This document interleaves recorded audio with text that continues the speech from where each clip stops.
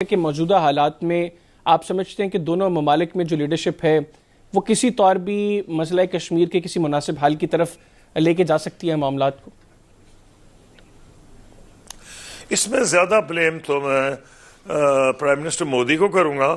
وہ پاکستان میں تو اس قسم کی لیڈرشپ نہیں ہے، نہ کسی کو فائدہ ہوتا ہے ہندوستان میں کے ساتھ حالات بگاڑنے میں۔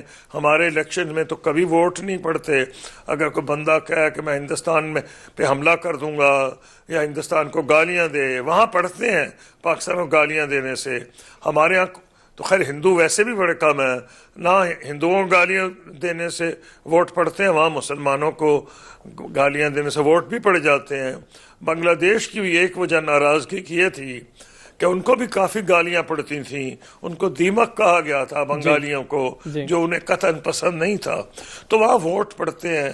اب یہ جب تک یہ ماحول رہے گا، یہ کتنی دیر رہے گا؟ یہ زیادہ دیر تو نہیں رہ سکتا۔ زیادہ میں تاریخ کی نوعیت میں کر رہا ہوں، میری زندگی میں تو رہ سکتا ہے، آپ کی زندگی میں شاید نہ، آپ عمر پہ ڈیپینڈ کرتا ہے کہ مودی صاحب کتنے دن رہ جائیں گے، 5 سال 10 سال، حالات واپس ہی آئیں گے۔ کچھ آپ جغرافیہ نہیں بدل سکتے۔ بالکل ٹھیک۔ اور اس کا ایک ثبوت یہ ہے کہ 2019 یا 22 میں شاید کتاب آئی ہے یا 23 میں، ان کی جو ہندوستان میں نیگوشیٹر تھے لمبا صاحب کی، اور انہوں نے اس میں بتایا ہے کہ ان کو 2017 یا 18 میں مودی صاحب نے بلایا تھا اور ان کہا تھا جائیں پرائم منسٹر نواز شریف سے بات کریں 4 پوائنٹ پہ۔ تو وہ تو اس وقت بھی ابھی بھی آج کل بیک چینل نہیں، جو ٹریک 2 کی میٹنگز ہو رہی ہیں میرے علم میں ہے، میں بھی ایک کا حصہ ہوں، جہاں سابق جرنیل، سابق منسٹرز، سابق جو ڈپلومیٹس ہیں ملتے ہیں، وہ بھی 4 پوائنٹس پہ ہی بات کر رہے ہیں کشمیر کے حل کے لیے۔ تو کوئی نئی چیز تو ہو نہیں سکتی، بالکل ٹھیک، حل تو وہی ڈھونڈنا پڑے گا، اس کے گرد نام بدلا جائے گا، پیراگرافز بدلے جائیں گے، حل تو بالآخر وہی نکلے گا۔ بالکل ٹھیک ہو گیا۔ اچھا سر، یہ بتائیے کہ آپ نے کشمیر کا ذکر کیا، کل یوم یکجہتی کشمیر بھی ہے۔ آپ کے دور میں جب آپ وزیر خارجہ تھے، اس وقت یہ کہا جا رہا تھا کہ پاکستان اور انڈیا دونوں کشمیر کے مسئلے پر حل کے بہت قریب تھے۔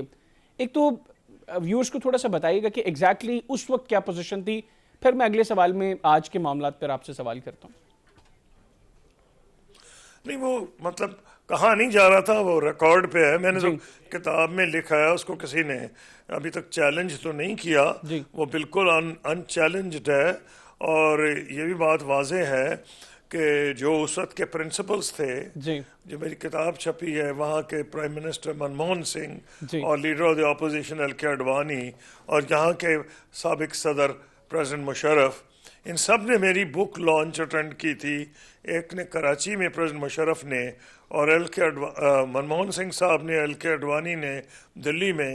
اس کا مطلب یہ ہے کہ انہوں نے ایڈوانس کاپیز میری پڑھ لی تھی، انہوں نے بھیج دیا تھا، اور وہ اگر کچھ بھی چیز اس میں انیکوریٹ ہوتی تو کسی صورت میں بک لانچ اٹینڈ نہ کرتے، ان پہ کمپلشن تو نہیں تھا نا۔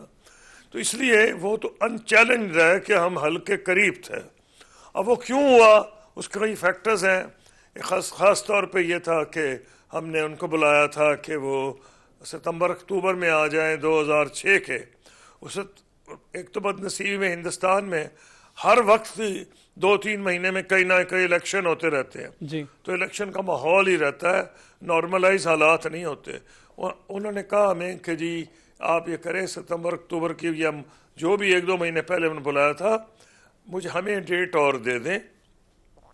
کاش ہم انہیں دسمبر 2006 دے دیتے، لیکن پریزیڈنٹ مشرف کہ اتنے ہیوی شیڈیول تھے، اتنی دنیا میں پاکستان ہائی فلائی کر رہا تھا کہ ہم نے ان کو مارچ میں بلایا، یعنی 5-6 مہینے بیچ میں غلطی اب تو نظر آ رہا ہے کہ ہوئی۔ تو وہ 6 مہینے جو آئے، اس میں پھر چیف جسٹس کا معاملہ ہو گیا، ان کو سیک کیا گیا، ریفرنس ہوا، ری انسٹیٹ ہوئے، موقع جان کے ساری اپوزیشن، وکلاء اور سب اکٹھے ہو گئے۔ تو وہ حالات ایسے نہیں تھے کہ اس وقت اس پہ عمل درآمد ہوتا، لیکن سر آخر میں سر یہ مجھے ہوا تھا۔ آخر میں سر یہ بتائیے گا کہ موجودہ حالات میں آپ سمجھتے ہیں کہ دونوں ممالک میں جو لیڈرشپ ہے وہ کسی طور بھی مسئلہ کشمیر کے کسی مناسب حل کی طرف لے کے جا سکتی ہے معاملات کو؟ اس میں زیادہ بلیم تو میں پرائم منسٹر مودی کو کروں گا. پاکستان میں تو اس قسم کی لیڈرشپ نہیں ہے, نہ کسی کو فائدہ ہوتا ہے ہندوستان میں کے ساتھ حالات بگاڑنے میں. ہمارے الیکشن میں تو کبھی ووٹ نہیں پڑتے. اگر کوئی بندہ کہے کہ میں ہندوستان میں پہ حملہ کر دوں گا یا ہندوستان کو گالیاں دے, وہاں پڑھتے ہیں پاکستان کو گالیاں دینے سے. ہمارے یہاں تو خیر ہندو ویسے بھی بڑے کم ہیں, نہ ہندوؤں کو گالیاں دینے سے ووٹ پڑتے ہیں, وہاں مسلمانوں کو گالیاں دینے سے ووٹ بھی پڑ جاتے ہیں. بنگلہ دیش کی بھی ایک وجہ ناراضگی کی یہ تھی کہ ان کو بھی کافی گالیاں پڑتی تھیں, ان کو دیمک کہا گیا تھا بنگالیوں کو, جو انہیں قطعاً پسند نہیں تھا, تو وہاں ووٹ پڑتے ہیں.